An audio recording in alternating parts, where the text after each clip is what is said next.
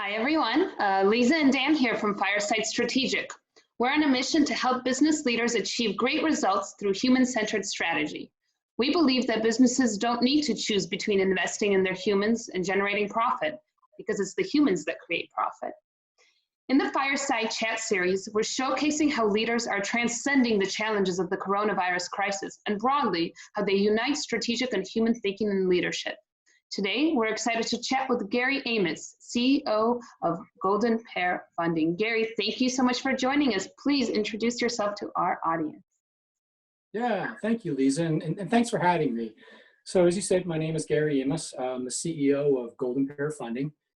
We are a litigation funding firm based in New York City. Also have an office in New Jersey City as well, which is where I work out of. But a little bit about me, maybe. I'm from suburban Philadelphia. I live not too far from Villanova University. Small town boy, grew up in a small county just outside of Philadelphia. I was born in Philadelphia, and I've been here all my life. And the last probably 25 years, I've been highly focused on financial services in ways from how we help an SME, a small business owner, all the way up to a corporate institutional and everywhere else in between, all about providing access to capital. So that's kind of what I do, and try and find ways to disrupt along the way and create better paths for our people. Could you tell us a little bit more about why you decided to jump into Golden Pear and what's special about the company? Yeah, sure. So, it's interesting. After spending 20 years in institutional type setting with two very large international global companies, I realized that it's almost a year ago. Wow, man, it's almost 1 year and 3 days ago that I departed. Big company USA, big company Germany, and took a knee on the sidelines and said, who do I want to be when I grow up? And I thought, well, maybe I'm done. Maybe this is all I can do. And I thought, let's just kind of sit down. And I did that. I swam every day, did some really fun things. I'm a kind of a workout enthusiast, so I did a bunch of cool things. And then it rained for 2 days. And I looked outside and said, what do I do now? I can't be the guy or the gal in Starbucks every day, as my teenage daughter said, Dad, you're that creepy guy in Starbucks now pirating Wi-Fi on your iPad. So I said, well, all right, there's a greater good. And having left my last role as CEO of a very large financial services platform, for me, it was about growing that team and how we evangelize technology. How do we grow people? And it was about people, process, and product. And we talked a lot about that and how our people affect our process and how they affect our product. So what I decided to do after a few months and after talking to an executive search firm is, where else can I contribute? In a privately owned company, owned by private equity, smaller in size, a little bit more nimble and agile, so you can actually influence and make a difference. And maybe your voice as the CEO is heard a little bit louder. So through the interview process and joining Golden Pear, and what this company does and why I joined, is that it really is about helping and giving back. We fund what we call pre-settlement litigation. So if a plaintiff is in the middle of a lawsuit for personal injury of all kinds, motor vehicle, slip and fall, workplace, labor law, if you're in a position where, hey, maybe I'm out of work, I don't have a lot of money to pay my bills, I might have some medical costs, my kids might need some food, there's a whole host of things going on. And as I looked at the lens of this firm and what they do, they help that plaintiff by way of the attorney. So the connection point is with a group of attorneys who say, hey, we have a plaintiff. They're early stage in their case, but here's the foundational keys of their case. So we will work with those foundational aspects and say, that case makes sense, and this person needs money. So we'll provide an advance. It's truly an advance. It's not a loan. So we'll provide an advance to that plaintiff to help them along their way, bridge the gap until their case settles at some point in the future.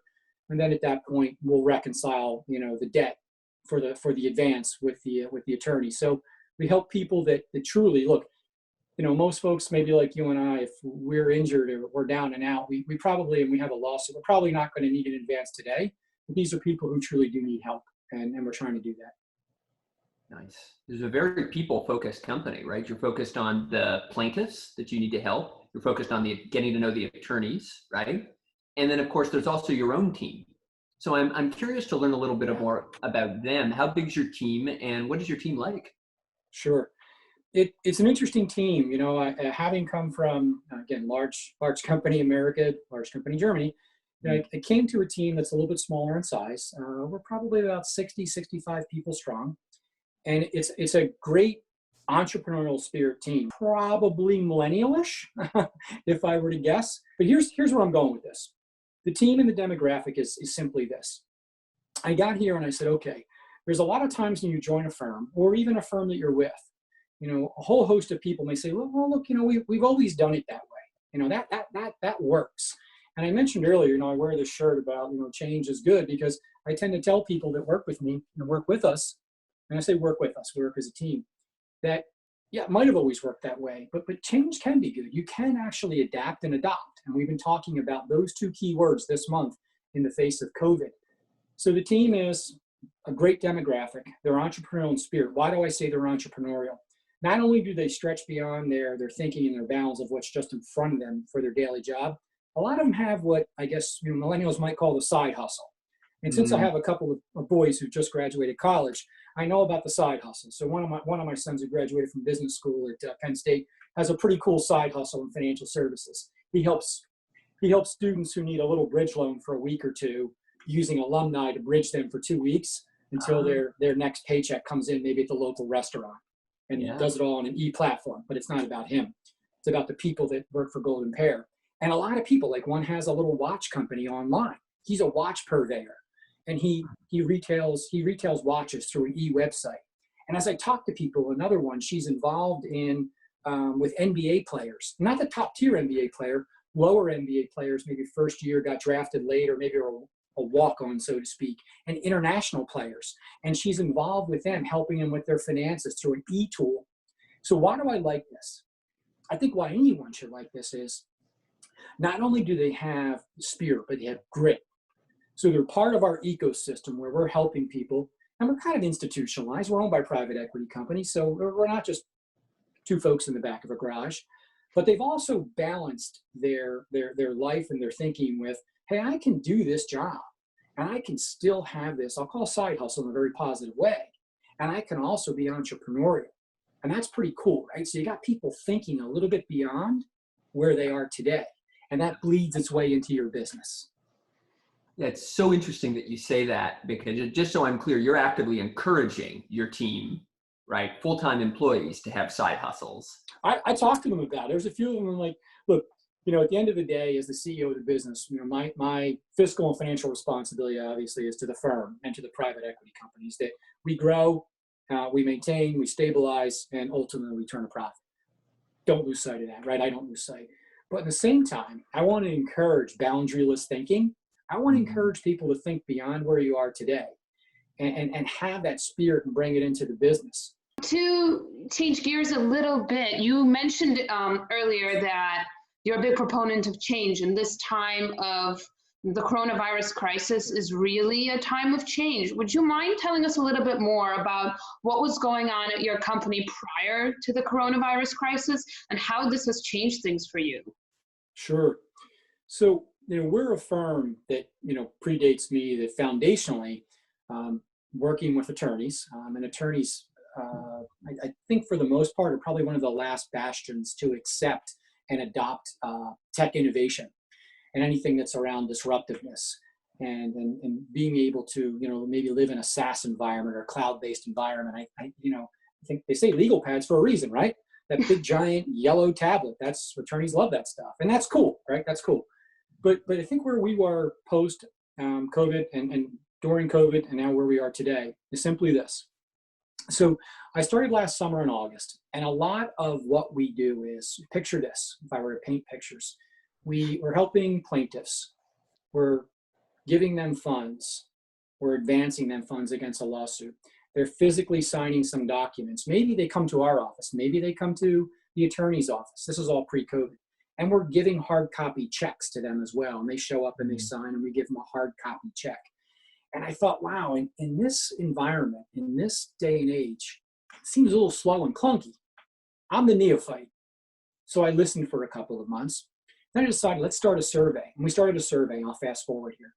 we started a survey. And every time a plaintiff came in for a check disbursement, we asked them 6, 7, 8 questions. What are they using funds for? Because we want to know, how are we helping? And what else should we know about how they're using the funds? And we had a list of questions. But then we got to a tech part. Do you have a mobile phone? Do you have an email address? Do you have a bank account? What are the tools that would enable us to interface with you, not only today, but in the future? So you might need us today and get that disbursement. What if you need us again in the future for a second disbursement where we want to give you another advance? We got to COVID, and just up to that, we built a digitalization team. I picked 4 or 5 people in our firm. And as we said, young demographic, disruptors, thinking entrepreneurially, boundaryless. And we started building these tools and beta testing. We got to COVID, 48 hours I gave the team to go live to say, look, pencils down, literally pencils down. We're out of the offices. This is not good what we see. And we did it early March. We were probably one of the first to depart New York City. And here's the inflection point of what was different. And we got to that COVID departure, I'll call it. And we said, all right, all these things that we built and we're beta testing, how we're going to interface, and what's the user experience? What's the user interface? Both the attorney and the plaintiff. Well, we had to disperse e-checks. We had to get a check on your mobile phone. Couldn't have you come in an office and sign it anymore. We had to do simple things like document signing, both the attorney and the plaintiff around these advances. So we moved everything into a different ecosystem. And now the test was real. You could no longer say, as a Golden Pear employee, post-COVID departure, and we went home, well, we're working remotely, we're virtual. Now we are, but business disruption doesn't stop. You can't always do things like you did in the past. Change is good. Change is good. So we started down a road of a different model. We measured every day and said, okay, we're dispersing e-checks, we're getting more contracts signed virtually. We're doing these things. And business disruption was not evident, meaning we were having business continuity.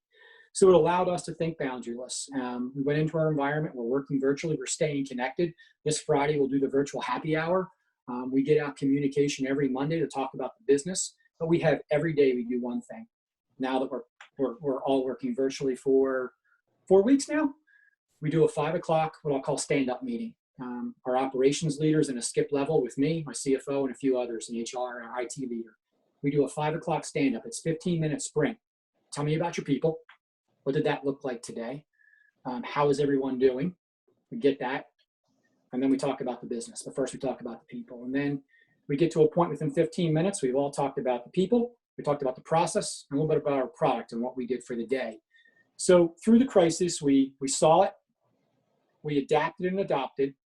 We had tools and beta tests. We put them into play. We're testing them every day. And look, not every day is great. Some days high adoption rate of the tools, other days we slip down again. But it's allowing us to do things differently. So gave you more maybe than you wanted, but that was kind of the continuum around where we were and where we are today. Moving to you just as a leader and how you lead, I'm curious, I think this is a great moment for a lot of leaders to reflect on how they lead and to think about the personal qualities they have that shape their leadership and their strategy for the better, or maybe not so good. And so I'm curious, if you were to reflect on your personal qualities, what do you think, if you were to think of one major strength and one major growth opportunity for you as a leader, what comes to mind? Yeah, so I always want to say there's a bunch of things in that potpourri that of skills I want to bring to the table. I think inclusiveness, and it's a broadly used term when people say inclusiveness. But let me take it one step further. So I'm a big believer in skip level meetings. So yeah, you have your management team, and sometimes, not everywhere, management, your exec leadership team. Look, they're always going to be your close confidants. They're always probably going to be telling you, maybe, hopefully not everything you want to hear. There should be some healthy friction, right? But I'm a big believer in inclusiveness one level below. And again, large company I was with before, I was really big on skip level meetings. So my managers, bringing that team together and having inclusive meetings, having their voice be heard. And so for me, maybe I'm calling it inclusiveness, maybe it's a different terminology. But I like to develop and hear and soundboard that level, that team. And in fact, the digitalization team where we have now, we're a small company, 60, 65 strong. Our digitalization team, is primarily skip level. There's 3 or 4 managers of my leadership are on that team. And my direct reports, there's pretty much no one on that, maybe one person, but there's pretty much no one on that digitalization team. Why? Consciously, we want to incubate ideas. We want to curate some new tools, and then everyone else can reflect on it, but let's do it in a setting that's a little bit different, a little bit disruptive. And again, it becomes a little bit more inclusive. So maybe it's my, hopefully, humility and humbleness, where I know where I came from. I wasn't the kid that grew up in an area where it's like, oh, hey, Gary's going off to college to study X, Y, Z. It was like, it was a windy road. So Gary, we're coming towards the end of our time together. A couple last questions for you. Sure. Beyond all the business stuff, what are you doing for fun these days? We're all in quarantine mode, right? How does Gary Amos have fun when you're not working? So what I'm doing now is, since all the gyms are closed, I went online and said, how can I stay active? You got to keep blood flowing, got to keep the mind sharp. So, I read a lot. So I still do that on my iPad. I read a whole lot of blogs and some other things. And I read some cool apps every day. I'm keeping that. I'm trying not to Netflix too much because, you can watch Breaking Bad in an afternoon and then realize, okay, the day is gone. Yeah. So I bought these things called battle ropes. So I've got battle ropes tied up in my garage to a pole. You swing those things. I get some music going, listen to some Red Hot Chili Peppers, some U2, get the battle ropes going, maybe a little Kanye in there. And then I bought a weighted jump rope. So I bought a few things. Amazon's here 15 times a day, I think. So I bought a few things to get downstairs in the garage, and have a big chart on the wall of all these things you can do with these activities. And I'm kind of going at it with those things now. And I love to cook. So I'm online trying to find some new recipes because you can't go to restaurants, right? So buy a bunch of stuff, be a purveyor, have it all shipped in, and let's see what you can do. This morning I made some pretty cool pancakes with oat milk. So I'm trying to stay true to that. Keep the physical activity going, keeps your mind sharp. So in about an hour or so, I'll take a break and I'll be battle roping in the garage. Nice. I've never heard of battle ropes before, but right when we're done, I'm gonna go look those up. It's great exercise. Sounds like you're living a pretty good life in quarantine. Are there any social media handles you want watchers to know so they can follow you? Yeah, my LinkedIn one is probably the biggest one. We're reinvigorating our Twitter. So I'll leave the Twitter one off for right now, but my LinkedIn is where to track me down. That's probably the bigger one. We're reinvigorating, we're rebuilding our whole social media presence, and we just started about a week ago. And we've got our first publication up there under my name, and it talks a little bit about our process, our people, and what we're doing to kind of keep the spirit of let's say your business, the client, alive in these tough times. But while not saying, hey, if it's bad, we'll give you. It's not about that. It's about business as usual in unusual times. Awesome. Fantastic. Well, listen, thank you so much. This has been an absolute pleasure. Gary, thank you so much for your time today. This was so informative, so inspiring. We really appreciate it. Thanks. I had a really nice time, and all the best to you guys. I really, really enjoyed this time. Thank you.